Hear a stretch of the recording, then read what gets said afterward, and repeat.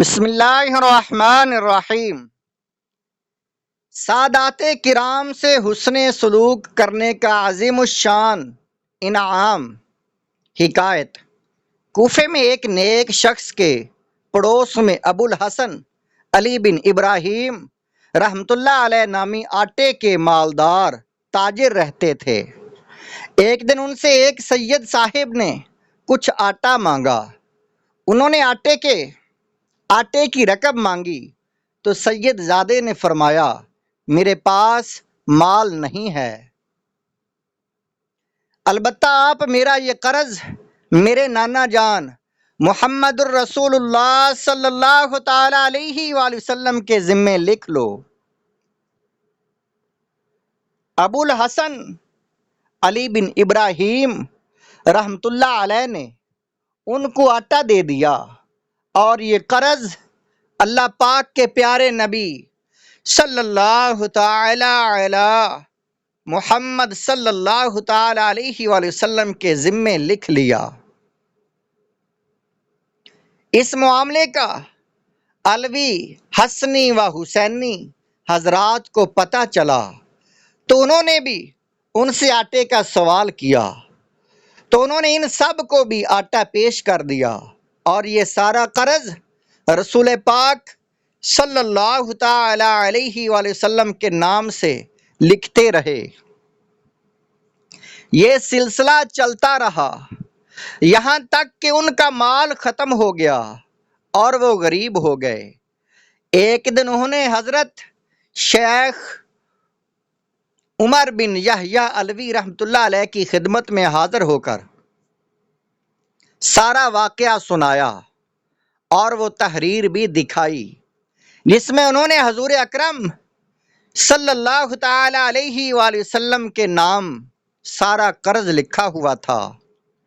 رات جب ابو الحسن علی بن ابراہیم رحمۃ اللہ علیہ سوئے تو خواب میں رحمت کونین نانائے حسنین صلی اللہ تعالی علیہ وآلہ وسلم کی حضرت مولا علی رضی اللہ تعالی عنہ کے ساتھ زیارت کی سعادت حاصل ہوئی۔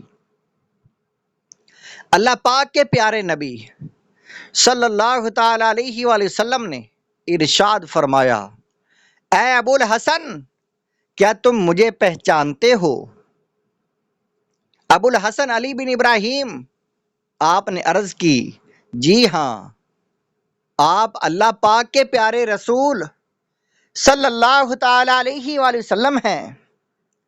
پیارے آقا صلی اللہ تعالی علیہ وآلہ وسلم نے ارشاد فرمایا، تم نے میری شکایت کیوں کی حالانکہ تم نے میرے ساتھ معاملہ کیا ہے؟ عرض کیا، آقا، میں محتاج و تنگ دست ہو گیا ہوں۔ اللہ پاک کے پیارے نبی مکی مدنی محمد عربی صلی اللہ تعالی علیہ وآلہ وسلم نے ارشاد فرمایا، اگر تم نے میرے ساتھ معاملہ دنیا کے لیے کیا ہے تو میں تمہیں اس کا پورا بدلہ ابھی دے دیتا ہوں، اور اگر تم نے میرے ساتھ معاملہ آخرت کے لیے کیا ہے تو صبر کرو، بے شک میرے پاس بہت اچھا بدلہ ہے۔ ابو الحسن علی بن ابراہیم رحمۃ اللہ علیہ پر رقت طاری ہو گئی اور روتے روتے نیند سے بیدار ہوئے اور جنگلوں اور پہاڑوں کی طرف نکل گئے۔ کچھ دنوں کے بعد وہ ایک پہاڑ کی غار میں فوت شدہ حالت میں پائے گئے۔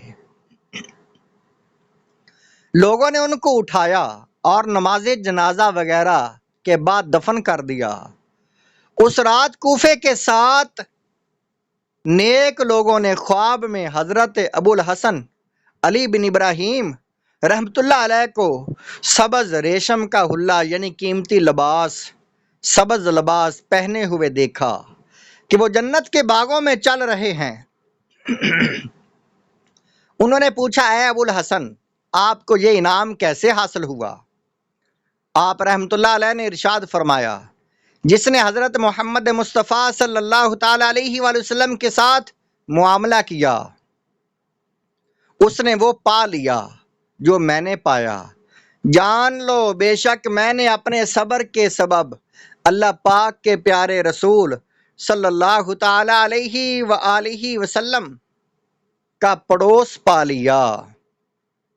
شرف مصطفیٰ، جلد نمبر 3، صفحہ نمبر 216۔ اللہ رب العزت کی ان پر رحمت ہو اور ان کے صدقے ہماری بے حساب مغفرت ہو، آمین بجاہ النبی الامین صلی اللہ علیہ وآلہ وسلم۔